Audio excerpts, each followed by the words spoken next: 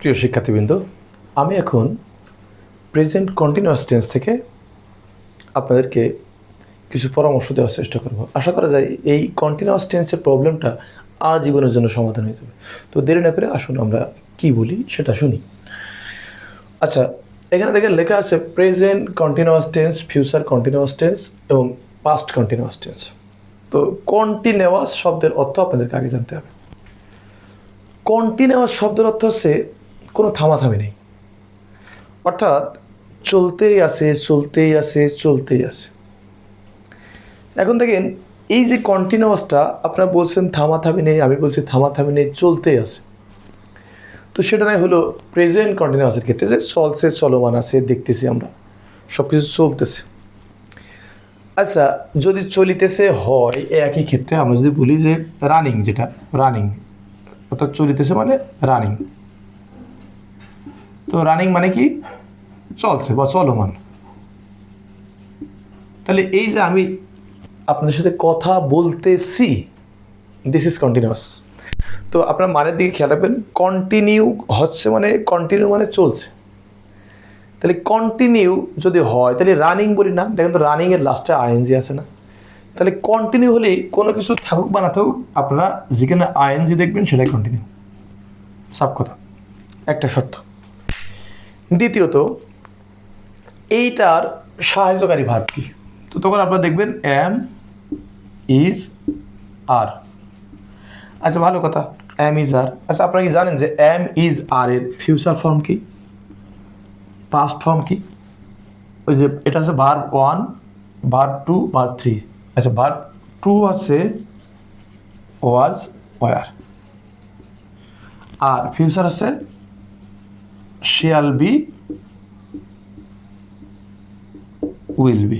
আপনারা মনে হয় প্রেজেন্ট ইনডিফিনিট টেন্সে দেখছেন যে ফিউচার ফর্ম ছিল শিয়াল, ফলে শুধু শিয়াল দিলে আসলে কন্টিনিউয়াস টেন্স আর পূর্ণ পাচ্ছে না। এই কারণে নতুন করে বি নামক একটা জিনিস যুক্ত হবে। আচ্ছা, তাহলে আপনারা দেখছেন আইএনজি আছে, তাহলে আইএনজি এখানেও হবে। আচ্ছা, আইএনজি তাহলে এখানেও হবে। আচ্ছা, আমি আবার সেই আলোচনায় ফিরে যাই যে কন্টিনিউ, চলমান। আচ্ছা, তাহলে প্রেজেন্ট নাই কন্টিনিউ চলছে, আমি কথা বলতেছি, ঠিক আছে। আচ্ছা, আপনি তাহলে অতীতে কন্টিনিউয়াস কেমন হবে? আচ্ছা, অতীত কন্টিনিউয়াসটা হচ্ছে, দেখেন অতীত দুই ধরনের হতে পারে। আমরা যখন কিছুক্ষণ আগে অর্থাৎ পুরনো আগের ভিডিও যেটা, সেখানে যেমন আমরা বলেছিলাম যে ত তে তাম ল লে লাম, অর্থাৎ আমরা সবগুলো সময় শেষ করে ফেলতাম। যে কাজগুলো শেষ হয়ে যেত বা যে কাজগুলো হয়ে গেছিল সেইগুলো ছিল ইনডিফিনাইট। কিন্তু অতীতে যদি আপনি দেখছেন যে কেউ কিছু করতেছিল বা আপনি খাচ্ছিলেন, আচ্ছা খাচ্ছিলেন, দেখেন তো খাওয়া কি শেষ হয়েছিল? না। আপনার সাথে আমার যখন দেখা হয় আমি তখন দেখি যে আপনি খাচ্ছেন, তাহলে আপনার সাথে রানিং ছিল না? তো অতীতে যদি এরকম কোনো রানিং থাকে তাহলে সেক্ষেত্রে সেটাকে বলে হয় অতীত কন্টিনিউয়াস। তাহলে আমরা বলতে পারি অমুক গান গাচ্ছিল, দেখেন আমরা আরও ভালো বাংলায় বলতে পারি গাইতেছিল, কিন্তু এগুলো বললে যে কেন জানি মনে হয় ওটা আমাদের ভাষা না। তো আপনারা যেটাতে কমফোর্ট ফিল করেন আপনারা সেটা বলুন। গাইতেছিল বলতে পারেন, গাচ্ছিল বলতে পারে, খাচ্ছিল বলতে পারেন, খাইতেছিল বলতে পারেন। তো যেটা সুবিধা হয় সেটা বলবেন। তো আচ্ছা, অতীত নয় বুঝলাম যে খাচ্ছি, খাচ্ছিলাম, খাচ্ছি, খাচ্ছিলাম, দেখেন দুইটা কিন্তু চলমান ছিল, একটাও কিন্তু ওই থেমে ছিল না, গতিশীল ছিল। ঠিক যদি ফিউচারে হয় তাহলে সেক্ষেত্রে আমরা কি বলতে পারি? খুবই ডিস্টার্ব এটা। আচ্ছা, তাহলে দেখেন তো চলমান ছিল, চলমান ছিল, আর এখানে দেখেন চলমান থাকবে, ভবিষ্যতে চলমান থাকবে। এইবার একটা বাংলা উদাহরণ বলেন আপনারা, পারেন কিনা দেখি। আচ্ছা, এটা নিয়ে আমরা বললাম যে আমি লিখতেছি, আমি লিখছি, আমি আমাদের মতো করে বলো আমি লিখছি। আচ্ছা, আমি লিখছি যদি বর্তমান হয় লিখছি, তাহলে অতীতে কী হবে? আমি লিখছিলাম, লিখছিলাম, লিখেছিলাম না কিন্তু লিখছিলাম। খেয়াল করেন, আমি লিখছিলাম। আচ্ছা, তাহলে ভবিষ্যতে কী হবে দেখবেন? চলমান থাকবে, তাহলে লিখতে থাকবো। তো লিখতে থাকবো মানে ভবিষ্যতে কিন্তু দেখবেন যে শেষ হয়ে যাবে না, ওটা চলতে থাকবে ভবিষ্যতে। আচ্ছা তাহলে এমন বলতে পারো না আমি খেলতে থাকবো, আমি যাইতে থাকবো, আমি হাঁটতে থাকবো, এক কথা চলমান থাকবো। যদি আমি হাঁটবো তাহলে কিন্তু আপনি এখন শুরু হয় নাই, চলমানও নাই, ভবিষ্যতে একদিন হাঁটবেন, কিন্তু এটা কন্টিনিউ নয়।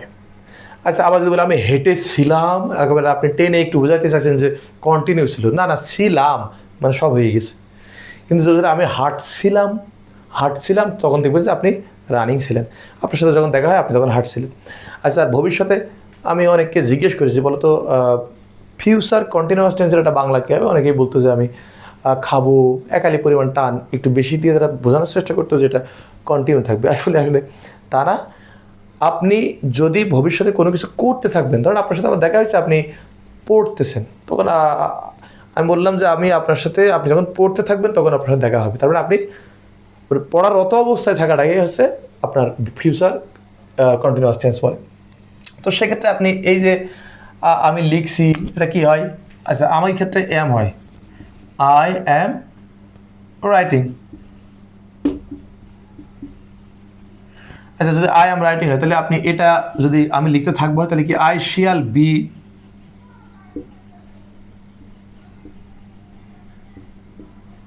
রাইটিং। আচ্ছা এখানে কি হবে, আই যদি হয় আয়ের পরে সবসময় ওয়াজ বসে, আজ ওয়ার রাইটিং, দেখছেন কত সুন্দর। আচ্ছা ঠিক একই প্রক্রিয়ায় যদি আমরা বলি, আচ্ছা আমি খাতার উপর লিখছিলাম কলম দিয়ে, কি পারবেন? অর্থাৎ আপনি যদি এই সেন্টেন্সটাকে বৃদ্ধি করেন, তো আমি খাতার উপর লিখছিলাম অন দ্য পেপার উইথ কলম উইথ পেন। তো দেখেন আমি যদি বলি আমি খাতার উপর লিখতে থাকবো, খুব সহজ ট্রান্সলেশন হচ্ছে I shall be writing on the paper with pen. আচ্ছা তো ঠিক আছে, আমরা যদি আরও দু একটা উদাহরণ চিন্তা করি, ধরেন আমি আমার বন্ধুর সাথে গল্প করছি। আচ্ছা আমি আমার বন্ধুর সাথে গল্প করছি, এটা যদি কন্টিনিউ হয় তাহলে এটা পাস্ট কী হবে? গল্প করেছিলাম, নট গল্প করছিলাম। আর সামনে হলে কী হবে? গল্প করব না, করতে থাকবো।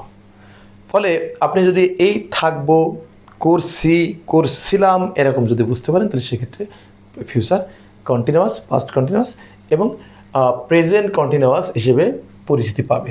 তো জানেন যে কিছু ব্যাপার আছে যে ফার্স্ট পার্সনের পরে অ্যাম কোথায় বসে, ইজ কোথায় বসে, আর কোথায় বসে, এগুলো খুব একটা, যেমন থার্ড পার্সন হইলে, ফার্স্ট পার্সন হলে অ্যাম আসে সিঙ্গুলার নাম্বার, ইজ আসে থার্ড পার্সন সিঙ্গুলার নাম্বার, আর বসে বহু বচনের ক্ষেত্রে, সেটা থার্ড পার্সন হোক আর সেকেন্ড পার্সন হোক, ফার্স্ট পার্সন হোক। তো এক্ষেত্রে দেখেন শিয়াল কোথায় বসে, উইল কোথায় বসে, আর ওয়াজ কোথায় বসে, ওয়ার কোথায় বসে, এগুলো জানেন। সিঙ্গুলার নাম্বারটা ওয়াজ হয় আর প্লুরালি ওয়ার হয়। এখানে শিয়াল হয় হচ্ছে ফার্স্ট পার্সন, ফার্স্ট পার্সন এবং বহু বচন, এক বচন দুটাই হতে পারে। আর উইল হয় খুব জোরাজোরির ক্ষেত্রেও হতে পারে, আবার থার্ড পার্সন সিঙ্গুলার নাম্বার অথবা থার্ড পার্সন প্লুরাল নাম্বার সব ক্ষেত্রে হতে পারে।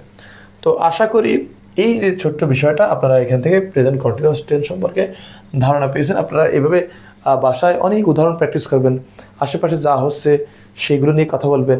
অর্থাৎ যদি দেখেন যে আপনার বাড়ির পাশে কেউ ঝগড়া করছে, আপনি একটু ভাববেন যে কোন টেন্সে পড়ছে, তো দেখতে পাচ্ছেন আপনি সেটা কোন টেন্সে হবে। আচ্ছা এখন আপনি এটা মনে করতে পারেন যে আমি আগেও দেখেছিলাম তারা ঝগড়া করছিল, আপনি আগে যখন দেখছিলেন তখনও রানিং ছিল। আবার আপনার এটাও মাথায় আসতে পারে যে ভবিষ্যতে আমি যখন দেখব তখনও ঝগড়া করতে থাকবে। ফলে এই যে করছিল, করতে থাকবে, করছি, এই সবগুলোই হচ্ছে প্রেজেন্ট কন্টিনিউয়াস।